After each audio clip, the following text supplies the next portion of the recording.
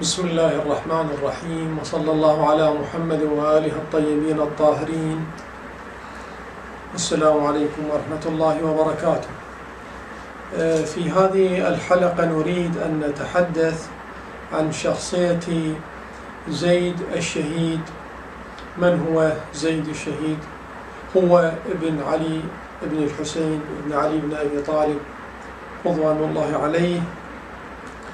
هذه الشخصية الجليلة، هذا الشهيد الخالد الذي سجله التاريخ من الثائرين على طغيان بني أمية وما صنعوا في التاريخ من دهاء وبلاء، فلا نريد أن نطيل لأنه هذه حياة حافلة وكبيرة، إلا أنه نريد أن نختصر الحديث ربما في حلقة أو حلقتين أو أكثر في محاور أساسية. المحور الأول من هو زيد بن علي، وكذلك المحور الثاني المديح الذي ورد فيه أو ربما هناك ذم إلى ثورته وحركته، وما هي أسباب ثورة زيد الشهيد، باعتبار يوجد تقارب بين نهضة وحركة المختار الثقفي رضوان الله عليه وكذلك زيد الشهيد رضوان الله عليه والحركات العلوية الأخرى. التساؤل الذي يثار في الذهنية الشيعية أن قائد الثورة هو ليس الإمام المعصوم. هذا الإشكال، فقد يكون هذا خرج وتحرك من دون إذن الإمام، وقد تكون حركته غير شرعية لطلب الدنيا وغير ذلك، كما هو المعروف في نهضة محمد ذي النفس الزكية وإبراهيم أحمر العينين اللي هم أولاد عبد الله المحض المعروف عندنا يسموه عبد الله أبو نجم.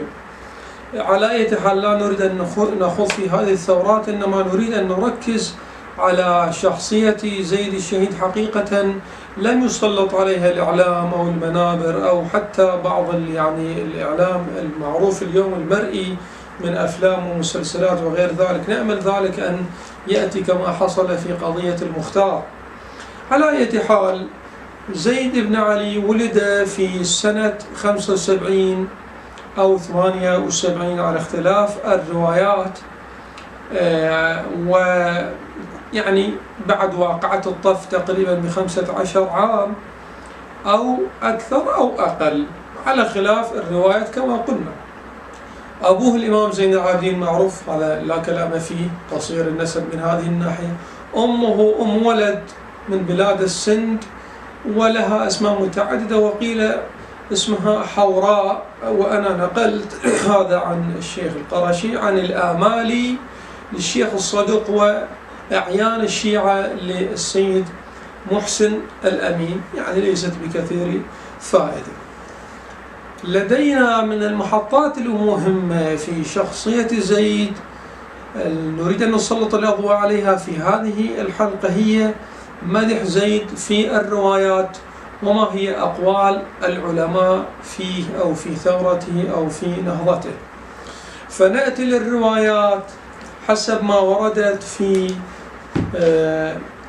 جملة من مصادر الشيعة عن الإمام الباقر سلام الله عليه، وهذه أنقلها من كتاب الشهيد الخالد زيد بن علي للشيخ باقر القرشي رحمة الله عليه. هذه الرواية نقلها من مصادر أساسية عند الشيعة والسنة. فما ورد عن الإمام الباقر سلام الله عليه بإكبار ومودة لأخيه زيد، قال سلام الله عليه: لقد أنجبت أم ولدتك يا زيد، اللهم اجدد أزري بزيد. وفي حديث آخر رواه سدير الصيرفي قال: كنت عند أبي جعفر الباقر عليه السلام فدخل زيد فضرب أبو جعفر على كتفي وقال: هذا سيد بني هاشم، إذا دعاكم فأجيبوه وإذا استنصركم فانصروه. وغيرها من الحديث الإمام الباقر. نأتي للإمام الصادق أيضا في حديث للفضيل قال: يا فضيل، قتل عمي زيد بن علي.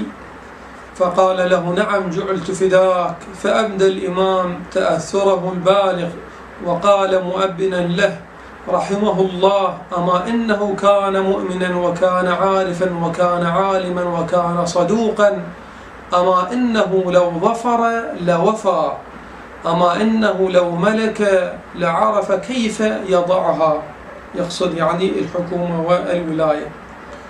وفي حديث آخر: لما بلغ الإمام الصادق عليه السلام شهادة عم زيد وما جرى عليه من المصائب، حزن حزنا شديدا وقال بألم وأسى: إنا لله وإنا إليه راجعون، عند الله أحتسب عمي، إنه كان نعم العم، إن عمي كان رجلا لديننا وآخرتنا، مضى والله شهيدا كشهداء استشهدوا مع رسول الله صلى الله عليه وآله وسلم، وعلي والحسين، مضى والله شهيدا. وفي حديث ثالث عن الإمام الصادق في حقه قال: كان والله سيدا، والله ما ترك فينا لدنيانا ولا لآخرتنا مثله. يعني وكذلك في حديث الإمام الرضا سلام الله عليه، وأحاديث أخرى حتى في مدح له ورد لأبي حنيفة المعروف إمام المذهب الحنفي، كذلك سنأتي ونبين في حلقة أخرى إن شاء الله عن مصدر. كذلك من الأمور التي نقلت عن حديث للرسول الأعظم صلى الله عليه وآله وسلم من كتاب تاريخ مدينة دمشق، وهذا من المصادر المهمة السنية في التاريخ الإسلامي. ورد في حديث عن النبي، هو يذكر سنده مطولا، أنا أختصره ولا أذكره كله، عن عبد الله النخعي عن مخارق عن طارق بن شهاب عن حذيفة بن اليمان صاحب رسول الله صلى الله عليه وآله أن النبي صلى الله عليه وآله وسلم نظر يوما إلى زيد بن حارثة وبكى وقال: المظلوم من أهل بيتي السمي هذا، يعني اسم المظلوم من أهل بيت النبي سمي يشبه اسم زيد بن حارثة، يعني ذاك اسمه زيد وهذا اسمه زيد. والمقتول في الله والمصلوب من أمتي سمي هذا، وأشار إلى زيد بن حارثة ثم قال: ادن مني يا زيد زادك الله حبا عندي، فإنك سمي الحبيب من ولدي زيد. هذا تاريخ مدينة دمشق الجزء 19 صفحة 458، وكذلك ينقله في كنز العمال، وكذلك أيضا نقلته عن كتاب الوافي بالوفيات للصفدي وغيرها من المصادر السنية. هكذا ورد الحديث عن رسول الله في زيد بن علي رضوان الله تعالى عليه. أما أقوال علماءنا فكثيرة ما شاء الله. أنا أكتفي بنقل السيد الخوئي في كتاب معجم رجال الحديث، هذه الطبعة البيروتية. طبعا السيد يفصل كثيرا، لكن أنا أقتطع كلاما من عنده ويفيدنا في هذا المجال. الجزء 8 صفحة 359 قال: هذا وقد استفاضت الروايات غير ما ذكرناه في مدح زيد، يعني الروايات اللي كان السيد يتحدث عنها قبل ورقة زين، غير ما ذكرنا في مدح زيد وجلالته، وأنه طلب بخروجه الأمر بالمعروف والنهي عن المنكر.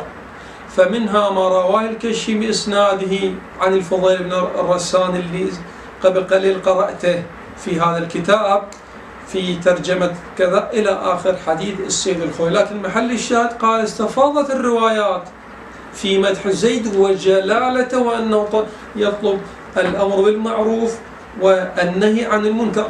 ما موقفه من الإمامة، باعتبار كان الإمام في وقته هو الإمام جعفر الصادق، لأنه زيد بن علي استشهد سنة 120 هجرية، فكان معاصرا للإمام الصادق سلام الله عليه. لذلك الإمام الصادق نعى وبكى. ننقل لكم ما نقله الشيخ المحقق التستري في قاموس الرجال الجزء الرابع. هذا ما نقله من روايات كثيرة، أنا أختصر.